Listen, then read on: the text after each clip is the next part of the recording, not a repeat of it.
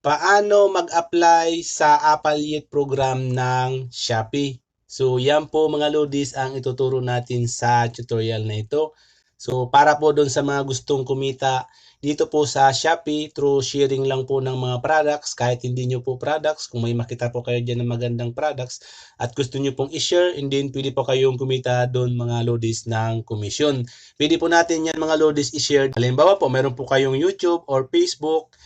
Pwede po kayong mag-share ng link doon, and then pag may bumili po doon mga lodis, may commission po doon, and then pwede po kayong kumita doon mga lodis. Okay?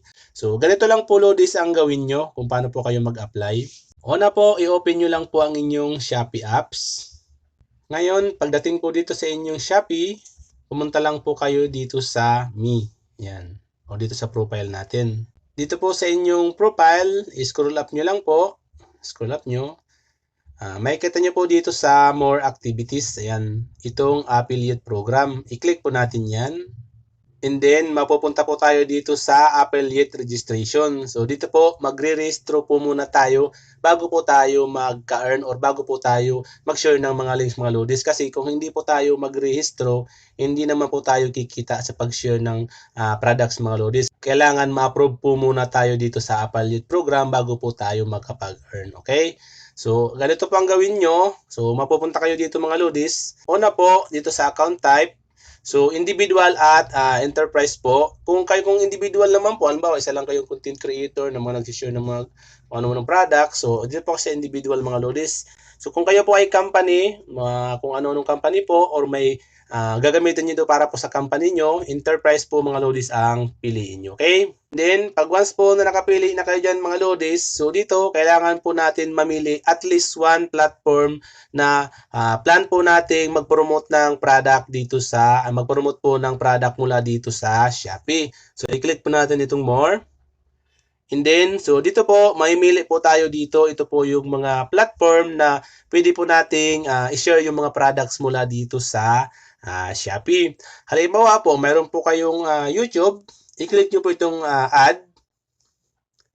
And then, ilalagay po natin dito yung URL ng ating YouTube account. Ang URL po, yan po yung link ng ating account. Halimbawa po ganyan, pag once po na nailagay na natin dito yung URL ng platform na gusto po nating i-promote yung product ng Shopee, i-click lang po natin itong confirm. Ayan. And then, ma-attach na po siya dito mga lodis. Ayan. So, dito, kung meron pa po kayong ibang account ng YouTube, pwede po kayo mag-add ulit. Wala pong problema kahit ilan po ang gusto nyo. Kung meron po kayong Facebook, pwede nyo po kayong mag-add din. Kung may TikTok, yan, lahat po, pwede nyo po yan lagyan yan hanggat po meron po kayong account yan, okay? And then, pag okay na po, nailagay nyo na po, mayroon ng check niya sa gilid, pwede nyo pong scroll up na. And then, ilalagay na po natin dito yung ating contact number. So, pag naglalagay po tayo ng contact number dito mga lodis, make sure lang po na yung valid na number, okay? And then, ilagay din po natin dito yung ating contact email. Dapat po yung mga ilalagay natin dito yung mga information ay dapat po authentic at legit po. And then, dapat po marireceive natin yung mga isisend na link ni TikTok.